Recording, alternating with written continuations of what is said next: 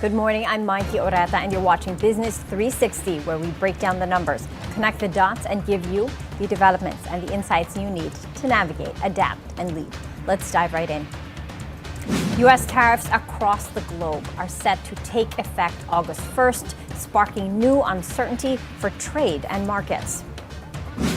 President Bongbong Marcos says the 20 peso per kilo rice is here to stay, but strictly for the country's most vulnerable.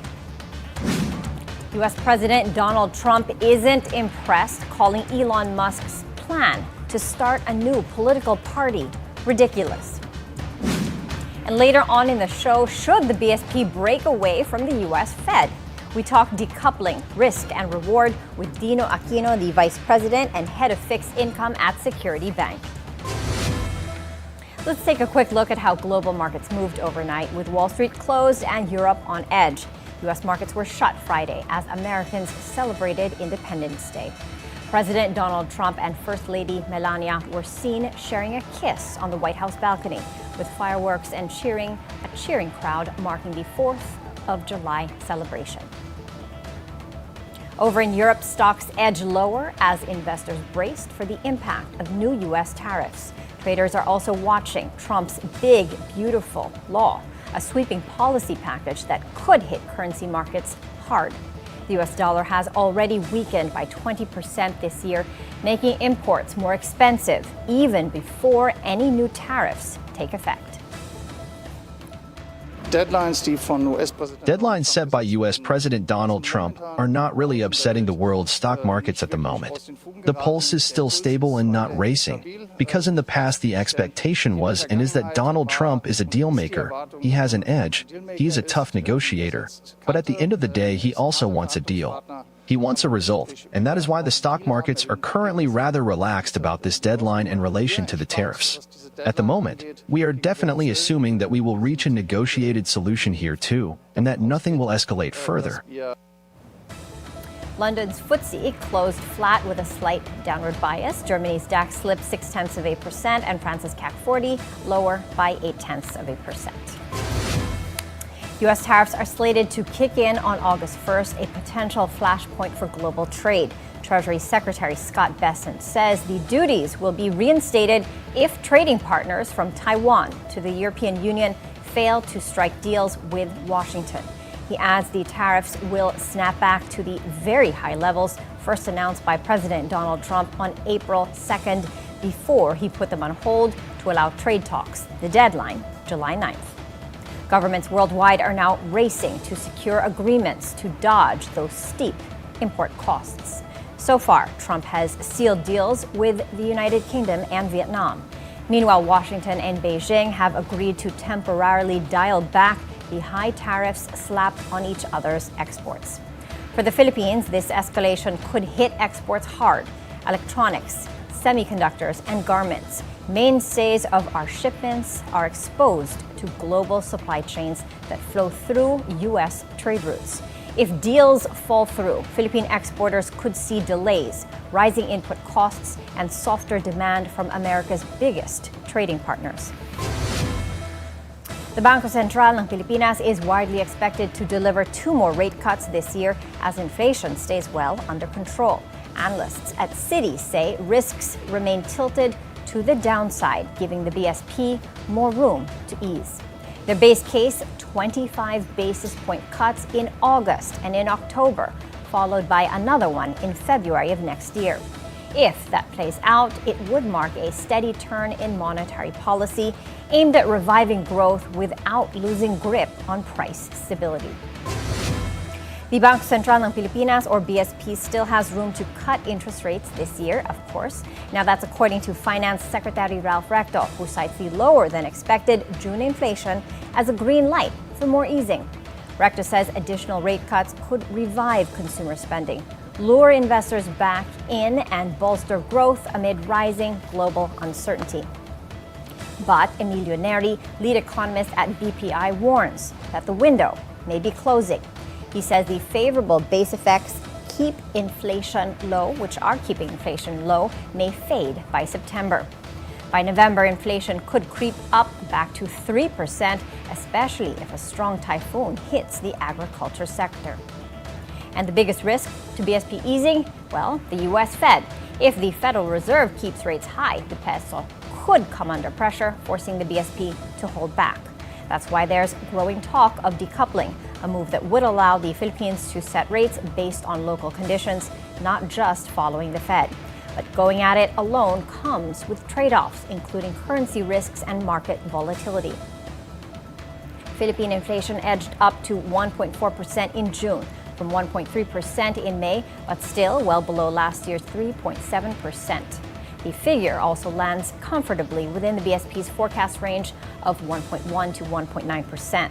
For Filipino borrowers and businesses, this could be a sweet spot.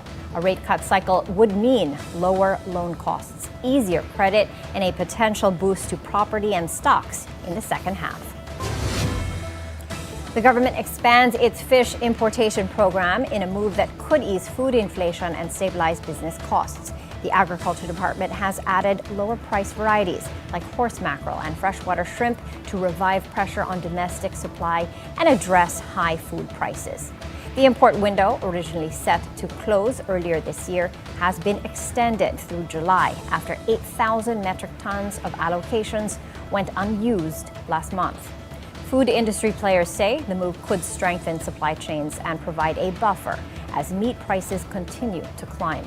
For Philippine business leaders, this matters. Cheaper fish inputs could help restaurants, supermarkets, and food manufacturers hold prices steady at a time when margins are under pressure. And if it helps slow inflation, it could also reinforce the case for more rate cuts by the BSP in the second half. And while lower food prices could ease inflation, they're also part of a broader slowdown, signaling weaker economic momentum. Philippine economic growth shows signs of losing steam, according to a new outlook from Citi Philippines. The bank points to weak growth indicators in April and in May, and notes that exports failed to pick up despite ongoing trade talks with the U.S. Electronics exports, a key driver of Philippine manufacturing, also continue to trail behind ASEAN peers. Citi is keeping its 2025 inflation forecast at 1.7%, citing falling food prices, particularly rice. For Philippine business leaders, the message is mixed. Yes, softer inflation opens the door for rate cuts, but slowing exports and weak domestic signals may require a stronger push to revive growth and competitiveness.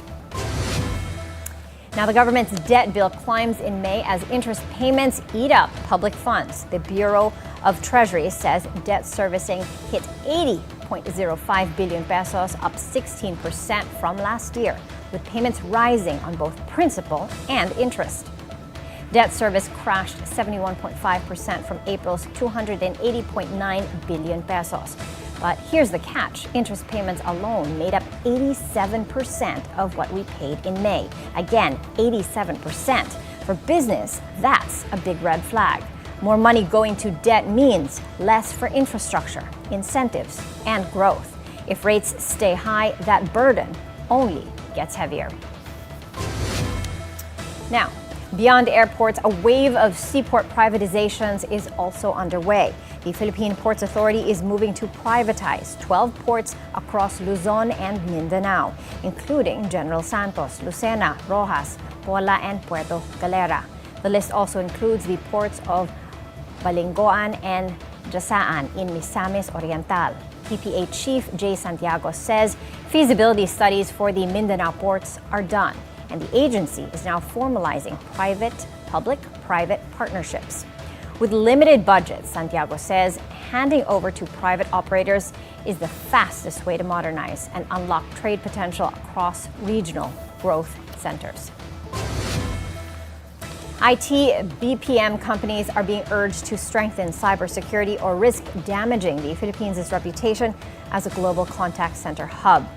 Jack Madrid, the president and CEO of the IT and Business Process Association of the Philippines, says firms must enforce stronger authentication and back it with real cybercrime accountability. He warns that one breach could undermine trust at a time when the industry is projected to hit 1.9 million digital jobs and $40 billion in export revenues by 2025.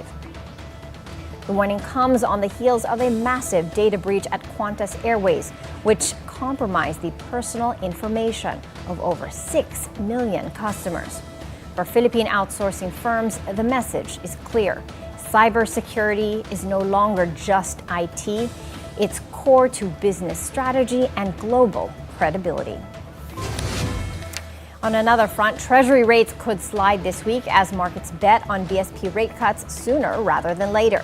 The central bank has just signaled 2 more cuts this year, and investors are taking notice. RCBC's chief economist, Michael Rickerford, says T-bill and T-bond rates are moving with a shifting tone. Dovish signals are starting to show up in the secondary market. If the BSP follows through, most bond yields could drop, making it cheaper to borrow across the board. For issuers, this is a chance to lock in lower funding costs. For investors, it could mean capital gains on existing bond positions. Now, investments approved under the Strategic Investment Priority Plan, or SIPP, are expected to generate over 130,000 new jobs. The SIPP is the government's blueprint for prioritizing investments that align with national goals, including green energy, advanced manufacturing, digital infrastructure, and healthcare. The DTI and Board of Investments say most of the jobs will come from administrative services, power and manufacturing, key sectors driving the next wave of growth.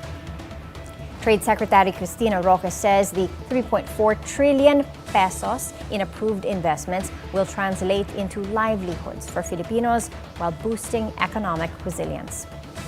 Trade Undersecretary Seferino Rodolfo adds that the SIPP is designed to position the Philippines as a future hub for innovation and green growth. For business leaders, this is a signal that the government is putting capital behind its industrial policy.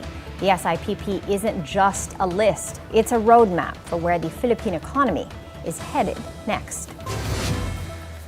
On another front, Philip Morris International is ramping up its shift away from traditional cigarettes, and the Philippines is part of that transition. The company's local affiliate, PMFTC, says smoke-free products like heated tobacco devices and nicotine pouches accounted for 42% of PMI's global revenues in the first quarter.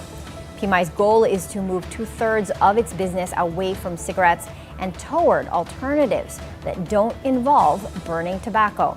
The company is also targeting 40 million adult users of smoke-free products globally by year-end, with 39 million already on board as of late 2024. For Philippine regulators and investors, this marks a major shift in the tobacco landscape, with potential impacts on public health policy, tax collection, and market competition. Now, power rates in the country's spot market are expected to hold steady for the rest of the year thanks to strong supply margins. The Independent Electricity Market Operator of the Philippines says no sharp price increases are expected in the wholesale electricity spot market, even with planned maintenance shutdowns in the third quarter. IEMOP head Isidro Cacho Jr. credits the stability to an inflow of new capacity, including 1,400 megawatts of gas power and a big surge in solar integration, especially in Luzon. Unplanned outages are also down significantly this year compared to 2024, which saw over 78 yellow and red alerts. For Philippine industries, that's a positive signal. Stable WESM prices mean predictable power costs, a critical factor for manufacturing, exports, and energy-intensive sectors. We're taking a quick break. Please stay with us as we dive deep into the numbers and the narratives that matter most to your bottom line.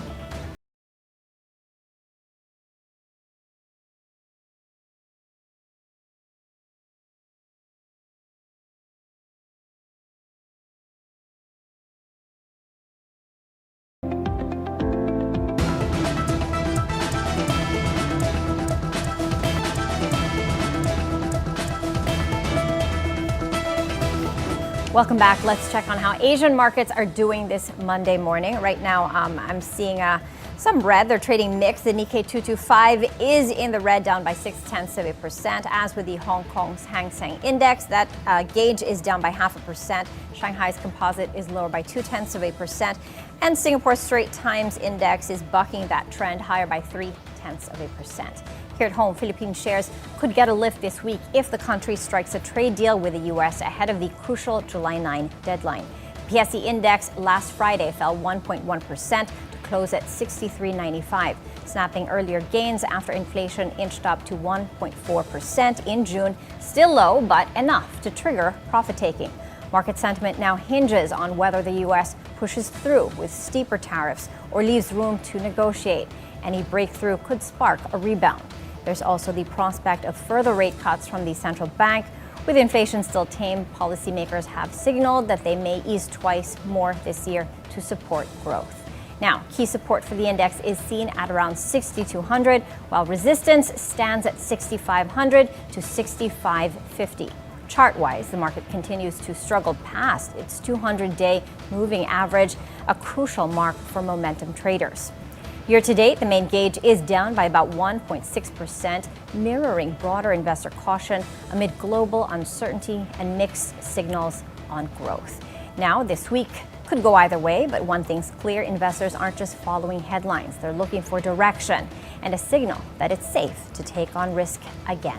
Taking a look at our main gauge as of 10:21 this morning, the market is flat with a slight downward bias at 63.94. The broader all shares index flat with a slight upward bias.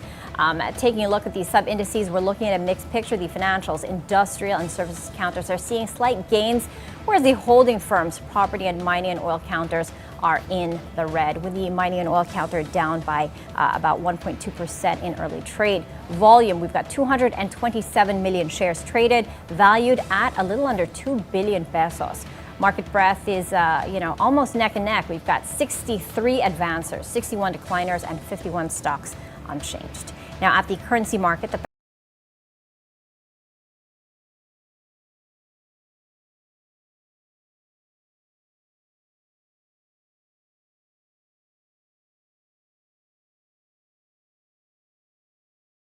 And with President Marcos set to deliver his SONA, they're calling for action, not promises. Their message: end your term with a win for workers and give minimum wage earners a fighting chance against rising living costs. We have the details from George Cahiles. Alvin Cerda, a daily wage earner from Quezon City, buys just 2 kilos of rice at 45 pesos per kilo. It's just enough to feed his family for the day. Yung quality na binibili ko, yun pa rin, pero madadagdagan pa. Kasi 2 kilos ng 2 kilos lang ako eh. Kasi sa ngayon, wala akong trabaho ngayon, mga next week pa, sa July pa. Kaya mas maganda, kung matutuloy yun na sinasabi na aumento na tataas nga, mas maganda yun. Workers had pinned their hopes on a legislated wage hike. It's 200 peso daily wage hike in the House version and 100 pesos in the Senate version. But the proposal didn't make it to the president's desk. A bicameral conference was not convened before the 19th Congress adjourned. The business sector had also expressed opposition. Even President Marcos appeared unconvinced.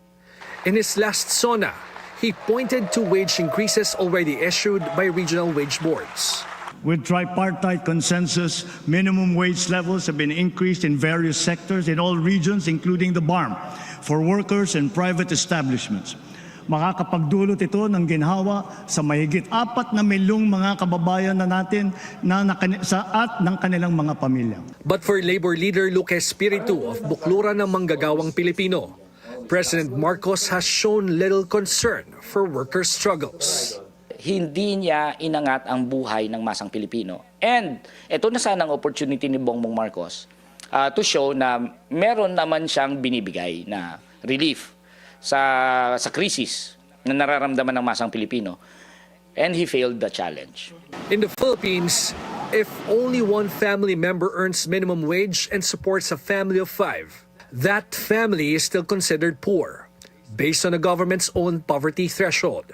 For example, in the NCR, where the daily minimum wage is 695 pesos, a worker earns around 15,290 pesos per month. That's 423 pesos lower than the region's poverty threshold.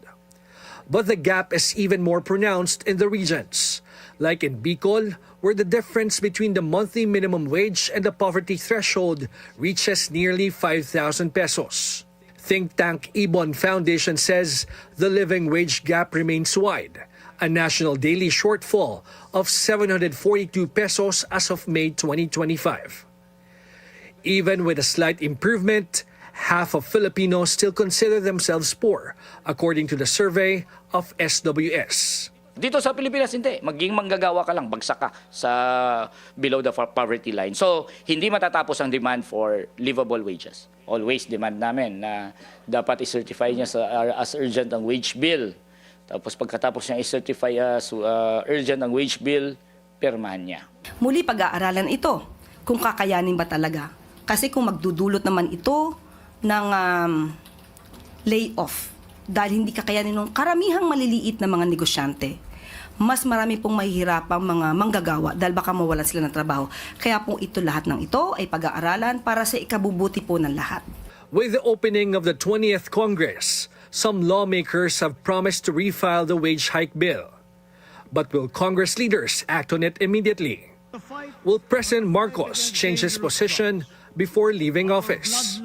Or will higher wages remain just a dream as millions of workers continue to struggle with hunger and hardship? George Cahiles, Bilyonaryo News Channel. Trump's new tariffs are shaking up the world, and the U.S. Fed is staying put on interest rates.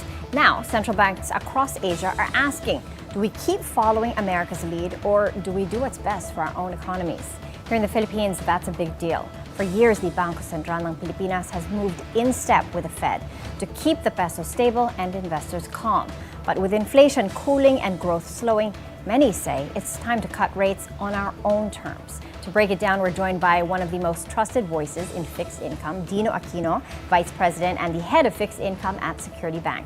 Dino, good to have you back on Business Hey, good morning. 360. Good morning. Thanks for having me again. Okay, let's talk about this. A lot of people are talking about decoupling. It's not new. Some countries have been doing it for years. Yeah. Some were never in sync with the U.S. in that regard. But what does it actually mean in central bank terms? In central bank terms, it means we're moving. The U.S. is basically the benchmark of everyone. So in central bank terms, we're moving on our own merits. So we're not really that dependent on the U.S. when it comes to our policy movements. Mm-hmm. When it comes to those policy movements, what is decoupling from the U.S.? What might that look like in practice? In practice, probably around the spread of 50 basis points, because I don't see a scenario where we're in lockstep in terms of policy rates versus the Fed, because that's going to be too risky for our currency. Never flat. Yeah, never flat. Never so flat. probably 50 basis points is the decoupling already for me in terms of and spread. talk to us about the risk of going in lockstep, of going flat. Why is that risky? How would that affect inflation? How would that affect us? It could affect us negatively. peso. Yeah, the peso definitely would weaken and would eventually push inflation higher. So that would also push interest rates in the secondary market higher instead of lower. Lower rates, weaker currency, as we see with the U.S. and with us. When you say the BSP do you think the BSP has already started to decouple? We're at our current spread is what, 75 basis points? Yeah, which is in line with the comfort zone.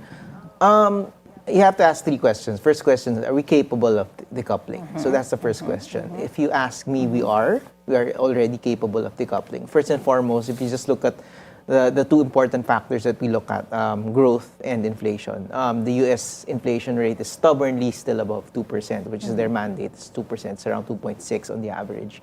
Ours is below our average of 2 to 4% target. So it's around 1.8 on a year-to-date basis.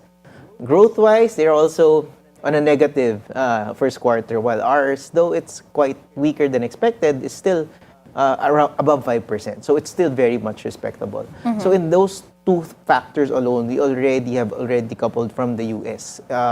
Policy rates, we haven't. So if you ask me if they're capable, yes, we are capable of decoupling. Even though the U.S., even though the Philippines is one of those highly dollar-dependent countries, 41% of our OFWs come from the U.S. We can really do this?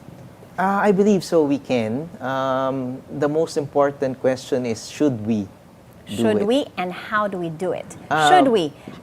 Do you think? What do you think are the biggest concerns right now? Is it more important that we keep rates low to support growth? Is it about preserving financial stability and market confidence? What do we need most at this junction? Top of mind is growth. It's really growth. Recently, Secretary Recto revised our growth forecast lower to until the low end of 5.5%. Last year, we missed our target. Around 5.6 was average. And this year, given that it's an election year, it's really important that we at least hit close to 6% average for the year. So primarily, I think growth is the most important factor. That's right. To consider. Secretary Recto made a downward revision to our growth forecast from 6 to 8 to 5.5 to 6.5%. What's your house view at Security Bank? Our house view is 5.9, so it's still below the 6% level. Yeah. Okay. What does this say about the case now for decoupling? For me, if you ask me, if you really want to decouple based on your own merits, you should decouple it properly. Meaning, you cut rates because you can, and not cut rates because you need to. So if you cut rates because you can, like I said, we're capable of doing so. But right now, where are we? We can and we need to? Which one is it? Kind of like both. The need is still not clear. So we have forecast. The BSP has to forecast this properly. They have to look at it from a long-term perspective. So if we cut rates now, will it be good on the long run? So, but if we wait for, like, for example, if growth suddenly drops significantly and then we chase and we cut rates, then that's the need part. So that's gonna create some volatility and uncertainty in the markets. What's your house view on interest rates for this year? We saw in the earlier report, Citi expects 2 rate cuts. There's 2 more rate cuts this year, and 1 more possibly in February. All 25 basis point cuts. The BSP has also hinted of 2 more rate cuts this year. What's the house view? Your house view at Security Bank? Our house view is 1 more for the BSP and the Fed to cut twice. So to maintain that 75 basis point spread still.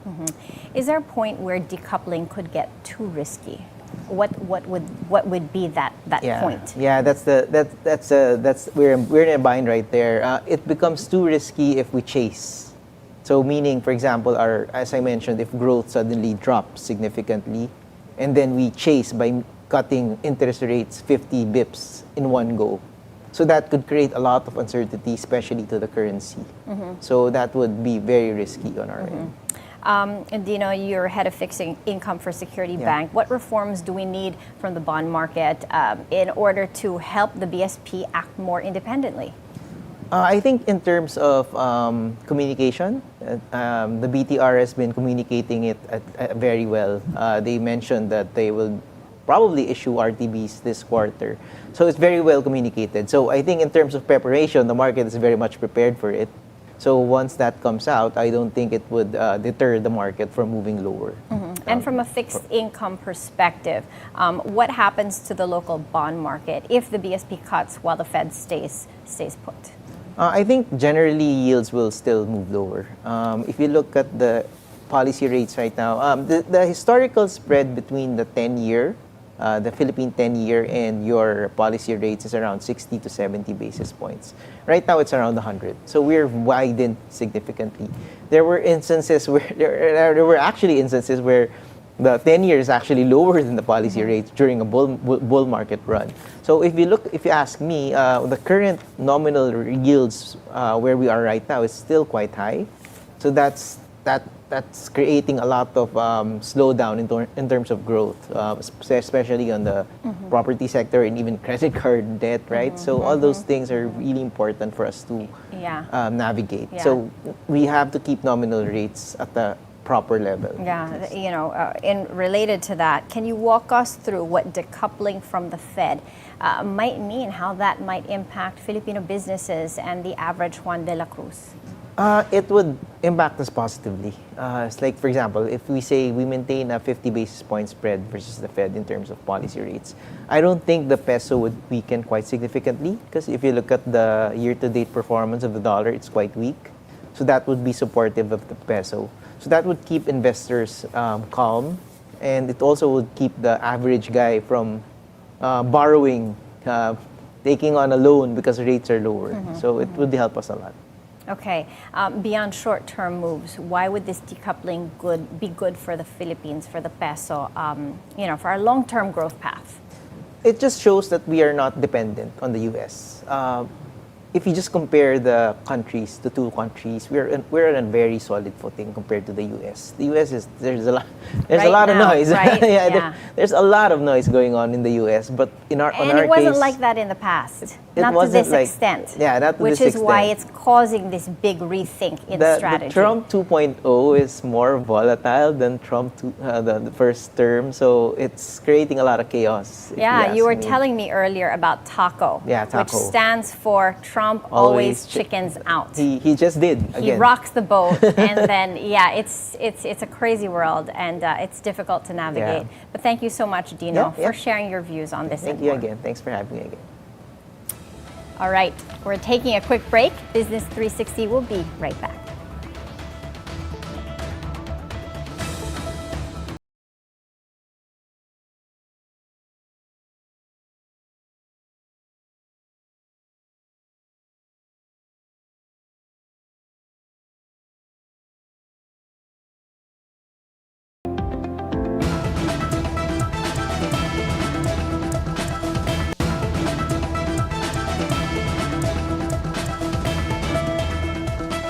Dito Telecommunity is gearing up for a big year, eyeing over 20 billion pesos in revenue this year, powered by surging demand for data. The telco posted 16.4 billion pesos in revenue last year, up 45% from 2023, and has already slashed its net loss in the first quarter. Dito executives credit the momentum to strong data consumption and the fast-growing fixed wireless access business, which alone could generate 1.4 billion pesos this year. The company is targeting over 1 million fixed wireless subscribers in the next 18 months. Dito admits that it's still smaller than its rivals, but they do say that its digital-first model is letting it scale faster, cut costs, and compete aggressively in a crowded market.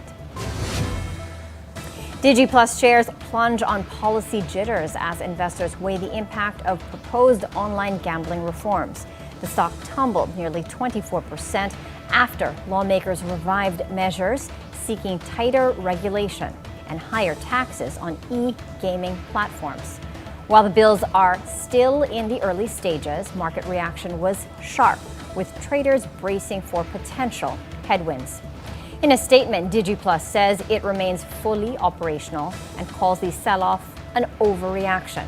The company just posted a strong first quarter performance, with net income hitting 4.2 billion pesos and revenues surging 69% year on year. For investors, the slide highlights just how sensitive the sector is to policy shifts, even when the fundamentals remain intact.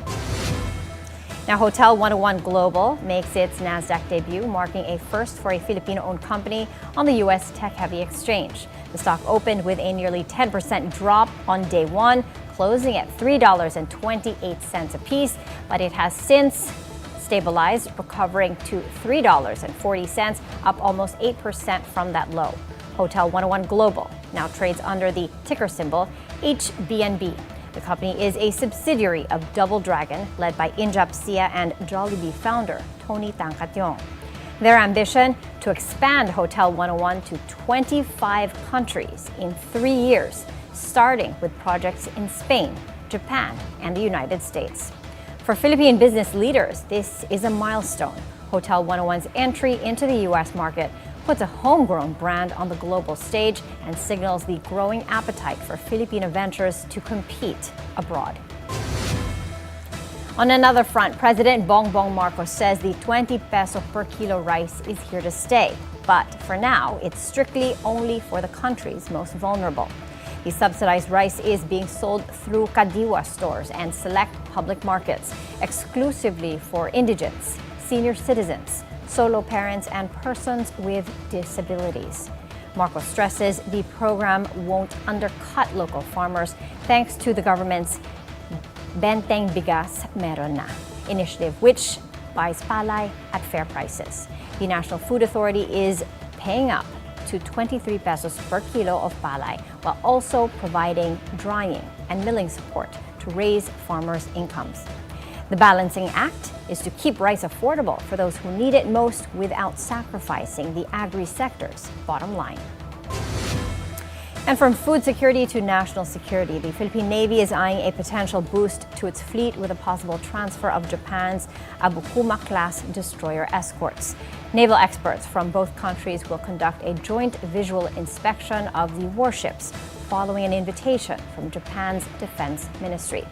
Built for anti-submarine and anti-ship operations, the 2,000-ton ships are known for their speed, firepower, and versatility. The Navy says the vessels could shore up efforts to protect the country's maritime borders, especially amid growing regional tensions. The inspection will determine if the ships align with the Philippine Navy's long-term modernization plan. Now, a move to replace a broadcast reporter from covering Malacanang is facing strong pushback from journalist groups. The Malacanang Press Corps and the National Union of Journalists of the Philippines are slamming the Presidential Communications Office for trying to remove a Net 25 reporter over an alleged protocol breach. The reporter allegedly tried to conduct an ambush interview with President Marcos during an event in Tarlac last June 25th. The NUJP says this should spark a broader conversation about why reporters feel they need to resort to ambush interviews in the first place. Both groups warn that tightening access to the president through selective coverage and controlled events could undermine press freedom and transparency. Now, influencers are being put on notice. Okay, we'll bring you that story when we return. Business 360 will be right back.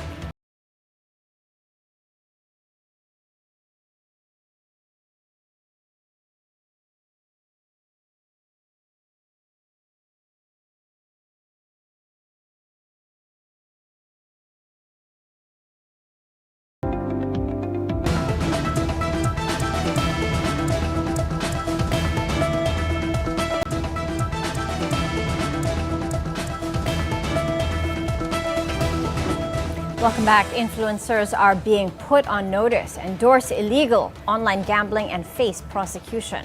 The Cybercrime Investigation and Coordinating Center says it's cracking down on unlicensed e-gaming platforms, and those promoting them will be held liable. CICC Deputy Executive Director Renato Paraiso says the agency is working with the PCSO and PAGCOR and has flagged at least 30 unregistered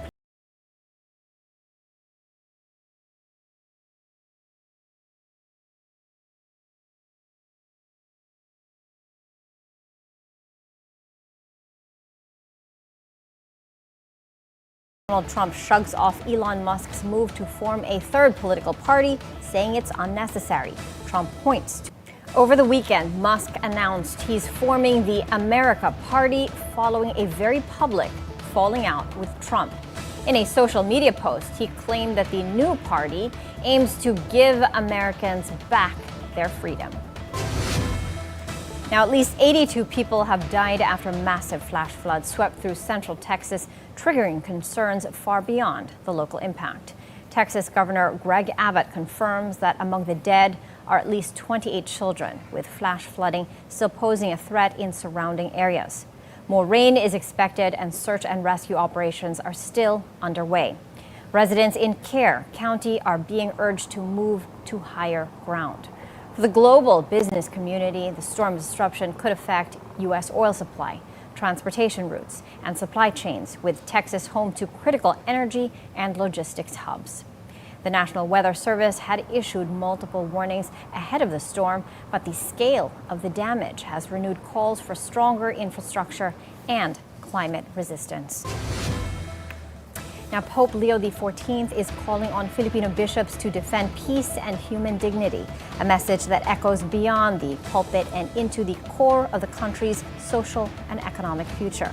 Speaking through Apostolic Nuncio Archbishop Charles Brown at the CBCP's plenary in Bohol, the Pope urges the Church to be bold, to stand for peace and uphold the dignity of every Filipino.